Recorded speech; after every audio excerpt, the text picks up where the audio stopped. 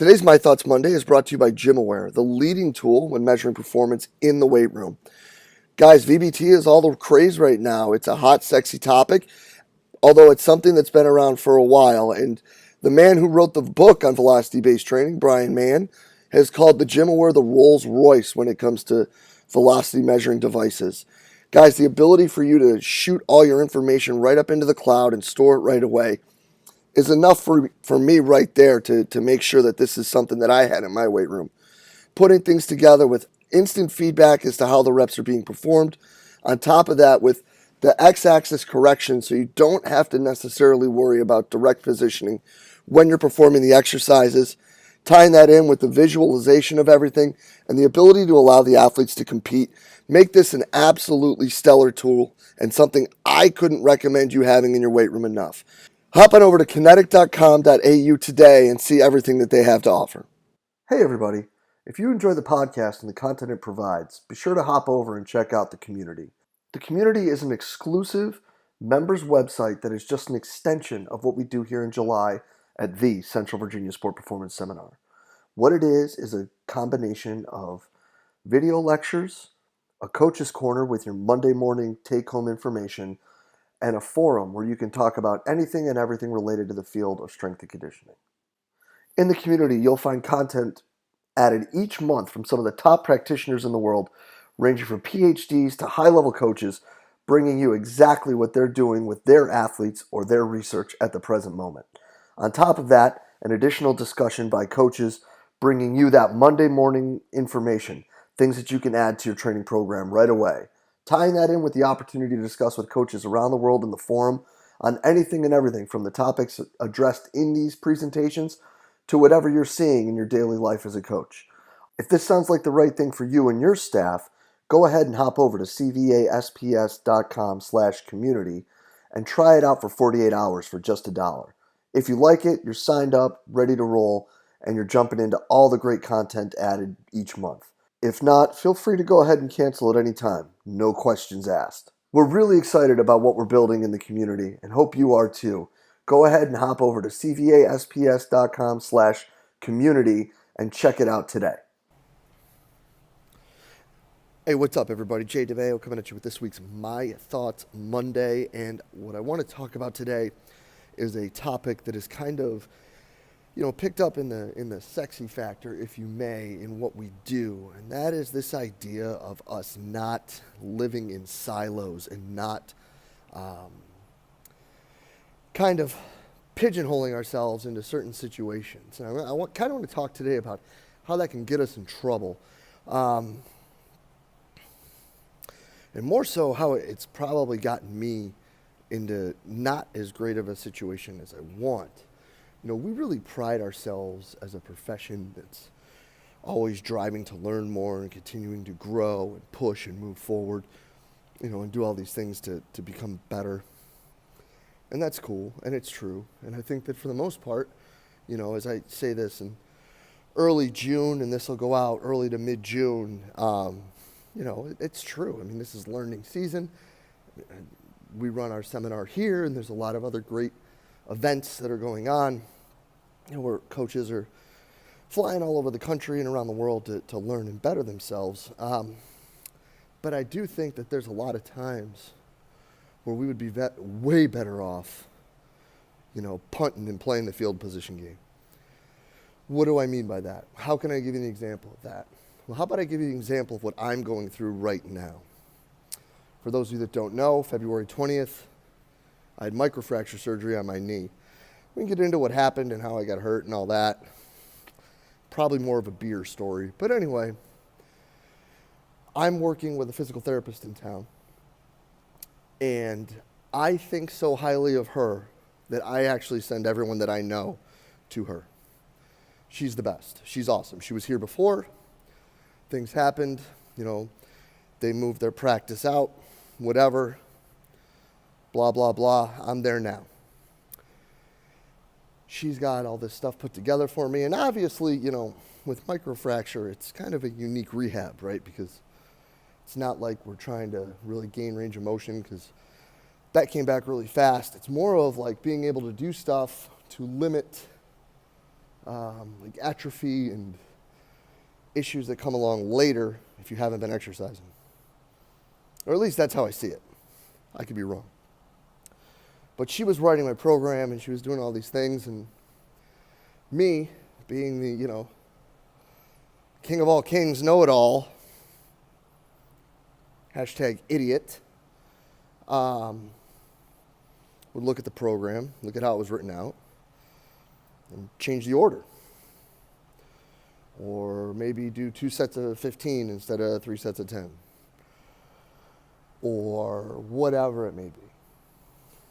Well, I got to a week where my knee blew up like Professor Klump and freaked me out. So ever since then, it's been by the book.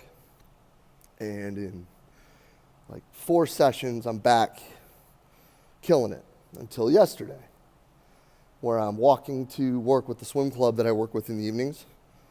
Don't even take a bad step, just take a step. Something doesn't feel right. There's bone pain. It's kind of one of those, moments. Didn't swell up. Not super tender. I mean, I'm riding the bike right now. I don't know if I'd even call this riding the bike, but whatever. I'm sitting here lightly spinning because, as Rhett Larson so greatly says, motion is lotion. But I knew something wasn't right, so I went in today, talked to this person, and she's like, listen, I think today's the day that we be smarter than dumb, basically, and you just go spin a little bit, just get it moving a little bit. We'll game ready and stim, live to fight another day. And immediately, because my mouth moves way faster than my filter, I go, well, it doesn't hurt when I'm not doing stuff, just when I do certain things. I think I can do stuff. And I checked myself, and I sat there, and I'm like, shut up. Know your role. You shut your mouth. So I followed what she said, and now I'm spinning a little bit today, and it's already starting to feel better. I say that because there's a lot of people who look at things as though people in the rehab setting may not always be in the best spots or have the best ideas or be doing things the right way, whether it be ATCs or whether it be PTs or whatever. And a lot of strength coaches overstep that boundary, And that's not right. One, that can get you in a lot of trouble if you're not working with them, if you're working against them, because they do have licensure. And PTs, whether they're quote-unquote doctors or not in your mind, have a doctor next to their name. So you don't get to decide whether they are or not. They are. But a lot of people still sit there and they say, well, they don't know what they're talking about. Or they don't know what they're doing. Or you're doing things the wrong way. And she brought up an example to me the last time I was in there, where there's a coach in town working with a kid post-ACL. And is like, you should be doing more than this. Even though this PT only cleared this person for like upper body and like some abs, core, low back stuff, because they're just not at where they need to be based on the procedure they had, for these things to be done. More things to be done. Whether this person hadn't passed simple progressive testing, whether it be girth measurements or hop and stop or whatever, I don't know. I just was told she wasn't ready to do this stuff. Well, instead of being like, okay, let's just do this, and then I'll get on the phone with them next time, and we can figure something out, this person decides, not only are we going to do what I want to do, but we're going to do as much as you physically can because you can do it. Well, the kid shows up to PT the next day, and her knee's the size of her butt, and the kid's having a hard time walking, there's pain and all this and that. And that's whack.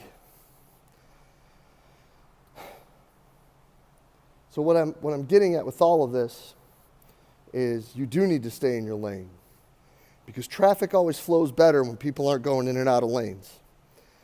But you got to know what's going on in those other lanes, because if they need help in one of those lanes from you, you need to be able to change lanes and move over there to help them. Because there are a lot of times where I'm asked to do some things different for student athletes here to help with their recovery. That's part of our job. Like, it's not an attack. We're trying to help the kid get back to playing or back to whatever. And there needs to be middle ground, and there needs to be common ground, and there needs to be communication, and there needs to be things that move it forward. But all too often, we take it as this person doesn't know what the heck they're doing, and they're just stepping on our toes, and they should only do this, that, or the other thing. When in reality, if we sat down and we had a conversation, we would be able to figure out what's going on and move forward for what's best for the individual involved, the athlete. So, with all that being said, I'm going to try to be less of a knucklehead. I'm going to try to listen better at PT, because when I'm doing that, I get better. Imagine that. It's kind of like the same thing we say to our athletes, right? Oh, you're doing what I said, and now you're getting better. Same thing. And I'm also going to be better when it comes to finding better ways to communicate and figure out how we can better off manage these kids. Because although extremely biasedly, I do think that I do pretty well with it. If I don't do well with it with myself, I probably don't do it well enough for the people that I'm responsible for, and that's the athletes I coach. So, that's my thoughts for this Monday. I hope it helps you guys and it makes you think a little bit. Would love to hear how you do it, different ways that you approach those situations, different ways that you communicate those things, anything of that sense, because whether it's good, bad, or indifferent, you found it worked well, it worked poorly, or it was kind of in the middle, it could help all of us get better. But as always, guys, thank you for everything you do for us here at Central Virginia Sport Performance. We'll be back next week with another My Thoughts Monday. We'll see you then.